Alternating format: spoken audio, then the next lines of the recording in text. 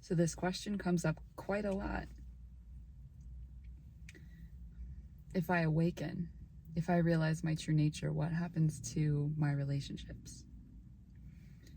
And there seem to be two parts to this question. Will the people in my life be able to understand and relate to me, and will I be able to relate to them?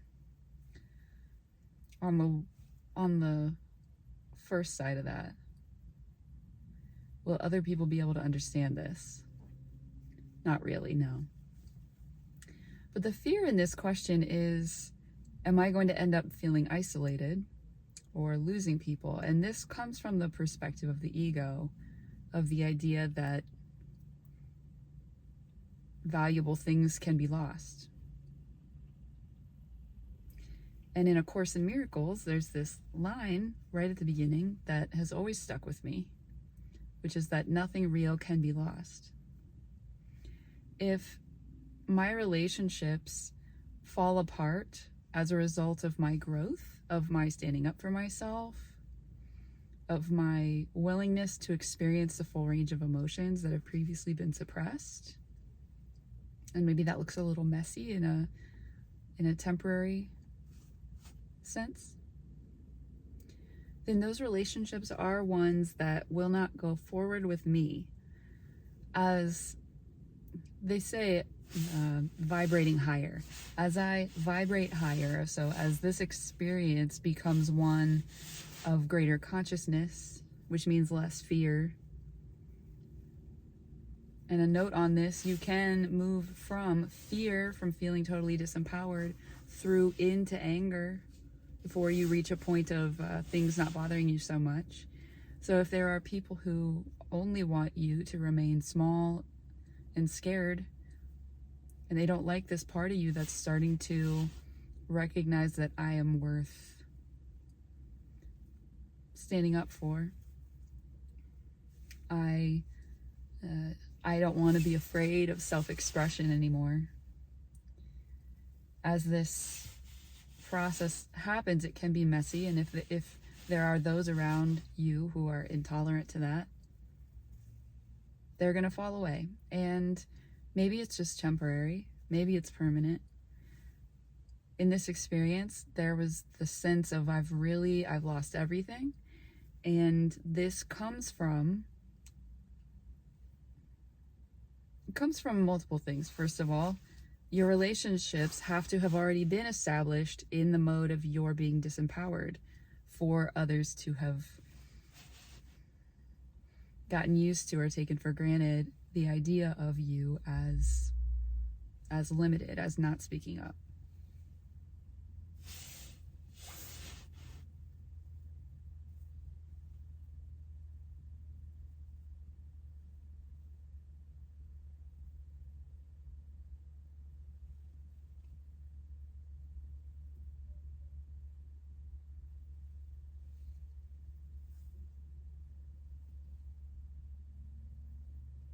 So as you begin to let go of beliefs, perhaps you no longer fit in with groups that are based on belief. Maybe in letting go of beliefs, you would offend somebody's sense of maybe safety in religion. Their worldview is based on this, and you're kind of contradicting, or you're appearing to be happy without having that, maybe upsetting, or maybe it feels offensive, or they see you as less than.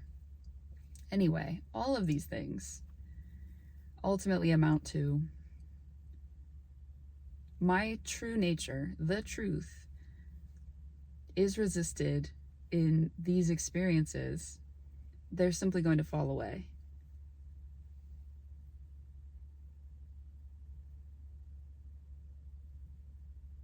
There can be temporary grief in this. And then we allow that to come up, and it's okay.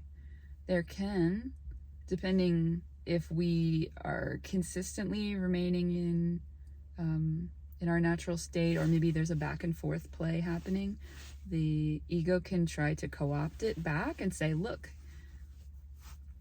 self-realization is ruining my life, so I'm going to quit doing it.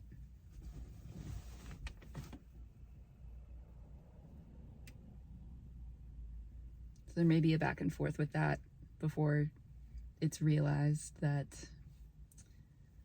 there may not be a going back, and it isn't ruining your life. Your life is being restructured. This life is being restructured based on having lived the truth and not being able to come back from that.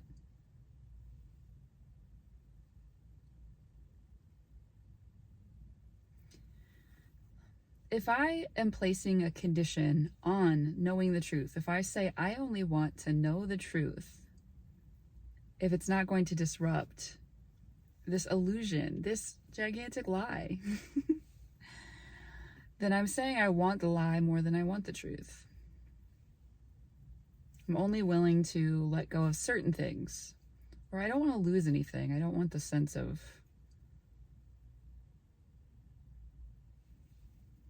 what it ultimately comes down to is avoiding pain, which takes us back to the Four Noble Truths. Avoiding pain is the source of suffering, along with clinging to pleasure. So it's really that simple and that foundational.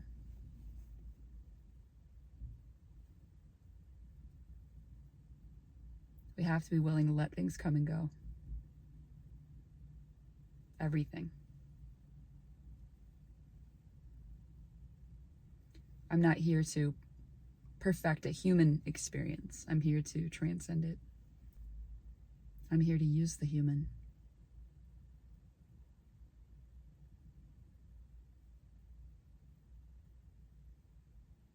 The vessel as myself.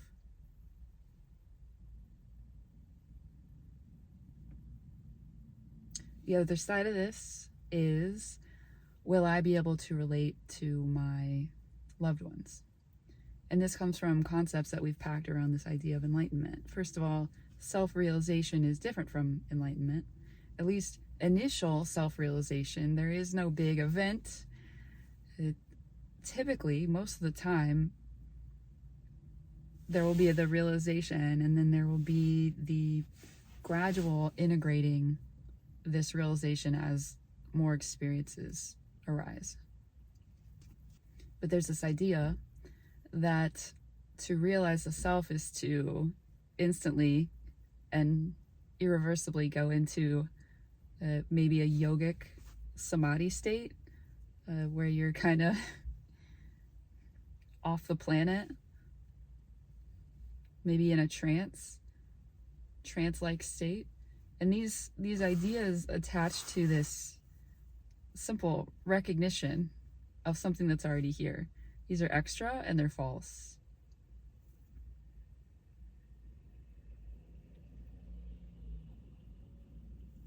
With the thought that self-realization is this mystical experience comes a fear of that specific kind of unknown. What's going to happen? What will happen to my body? Will I be hurt? Will I be floating around unable to help my kids with what they need or to respond to my partner?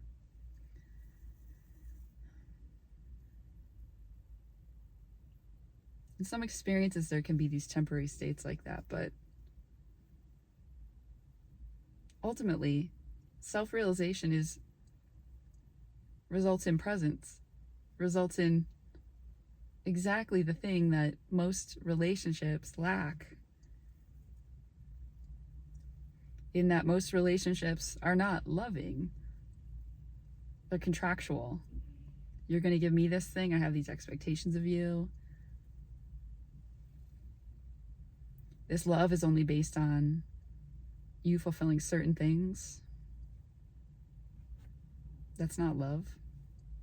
So for the walls between two people to drop in the sense that you are ultimately me, that's the only real love. That's what love is.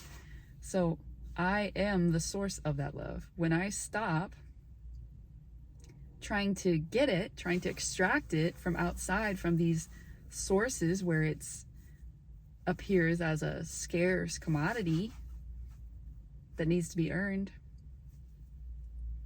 When I stop doing that, love just flows from me, and I just want to love. I'm not so concerned with other people filling needs of that sort, because I feel it and I overflow. So the idea that you won't be enough in your relationships is completely false, and it's based on the way that most people think. So it is the case, if you look at enlightened beings, they are typically sort of alone in their understanding. The people around them may not understand how they can be so loving or so present. That will be the case. But you won't lack anything. You won't have the sense of isolation. Not when there's true and solid recognition.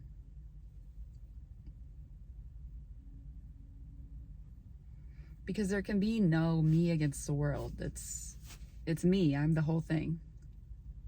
I am playing the characters that I'm afraid of losing as a character.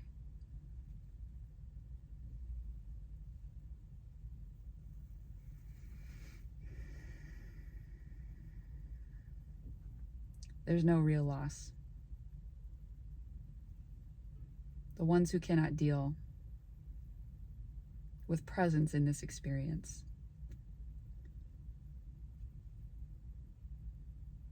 they're sort of on a different path. They're in a different part of their journey.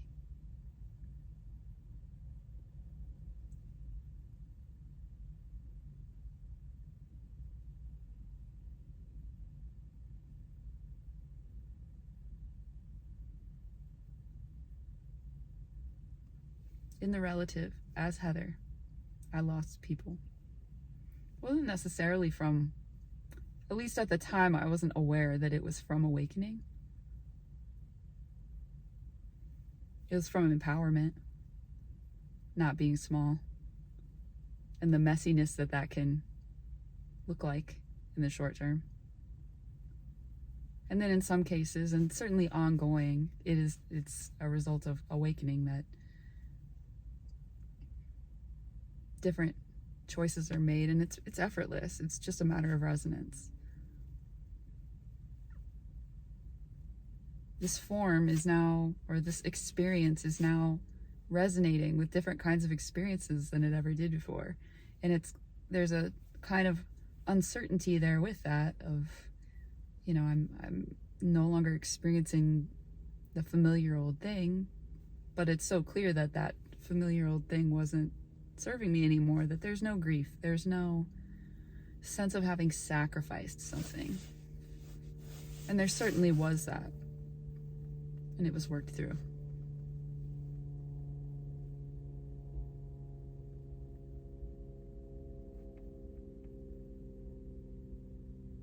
Surrender, letting go,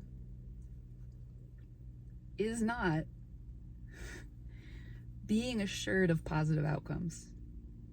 We have to let go of attachment to positive outcomes in this. I want the truth because it's the truth, because I am that truth. And I know enough that I am that truth to keep seeking it despite what may be lost in this thing that appears very, very real and solid, but it, in the end, never will have been, and still will have been.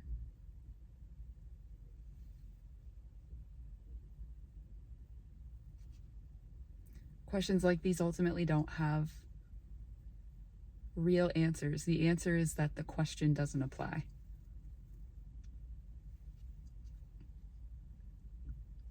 Recognize the questioner.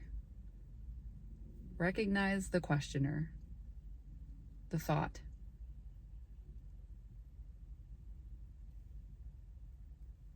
And recognize that you are not that. Recognize that there has been an identification with that. It seems like you. And that it's not you. And then the question dissolves. It was never needed.